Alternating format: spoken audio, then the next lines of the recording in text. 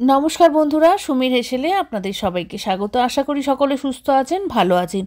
गरमकाल पड़ेई गेछे और এই গরমকালে আমাদের ঠান্ডা ঠান্ডা কিছু খেতে ভীষণ ভালো লাগে আর সেই রকমই একটি ডেজার্টের রেসিপি আজকে আপনাদের সঙ্গে শেয়ার করব। হয়তো অনেকেরই জানা, কিন্তু আমি আবারও শেয়ার করলাম। আপনাদের যদি ভালো লেগে থাকে তাহলে অবশ্যই একটা লাইক করতে ভুলবেন না। চলুন রেসিপিটা দেখে নেওয়া যাক।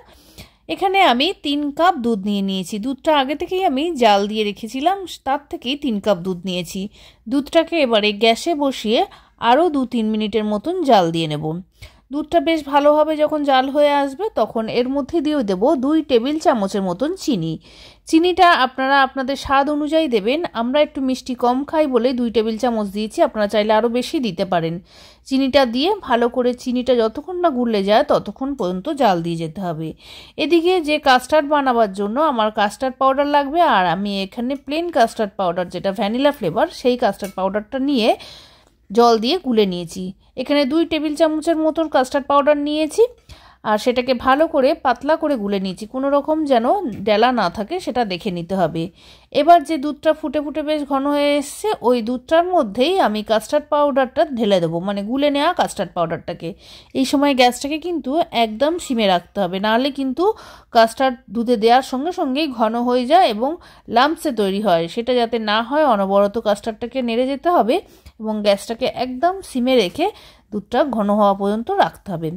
দুধের ঘনত্ব খুব বেশি করব না, জাস্ট আইসক্রিম গলে গেলে যেরকম একটা কনসিস্টেন্সি আসে সেই ধরনের রাখবো। খুব ঘনও না খুব পাতলাও না। এবারে গ্যাসটা অফ করে দিয়ে 2-3 মিনিট রেখে দেওয়ার পরে কাস্টার্ডটাকে আমি একটা কাচের বাটিতে ঢেলে নেব। ঢেলে নিয়ে বাইরে বেশ কিছুক্ষণ ঠান্ডা করে নেওয়ার পর ফ্রিজে রেখে দেবো 2 ঘন্টার জন্য ঠান্ডা হতে। এখানে আমি কিছু ফল কুচিয়ে নিয়েছি আপেল, আঙুর, কলা, বেদানা। আপনার কাছে যে সমস্ত ফল থাকবে সেই ফল দিয়েই কিন্তু এই কাস্টার্ড করতে পারেন। আর কাস্টার্ডটা আপনারা বিভিন্ন ফ্লেভারেরও করতে পারেন। বাজারে কিন্তু বিভিন্ন ফ্লেভার কাস্টার্ড পাওয়া যায়, ম্যাঙ্গো, স্ট্রবেরি, আপনারা সেগুলো দিয়েও কিন্তু করতে পারেন। আমি এখানে প্লেন কাস্টার্ড নিয়ে তার সঙ্গে বিভিন্ন রকম ফল ব্যবহার করেছি। চেষ্টা করবেন টক ফল যাতে ব্যবহার না হয় সেই দিকে খেয়াল রাখতে। এছাড়া বিভিন্ন ধরনের মিষ্টি ফল এবং ড্রাই ফ্রুটসের মধ্যে ব্যবহার করা যায়। আমি এখানে আপেল, কলা, বেদানা, কালো আঙুর এবং সাদা আঙুর ব্যবহার করেছি। আপনারা আপনাদের পছন্দ মতন ফল ব্যবহার করবেন। কাস্টার্ডটা ঠান্ডা হয়ে যাওয়ার পরে ফ্রিজ থেকে বার করে নিয়ে এসে সমস্ত কতটা ফল আমি এর মধ্যে ব্যবহার করেছি।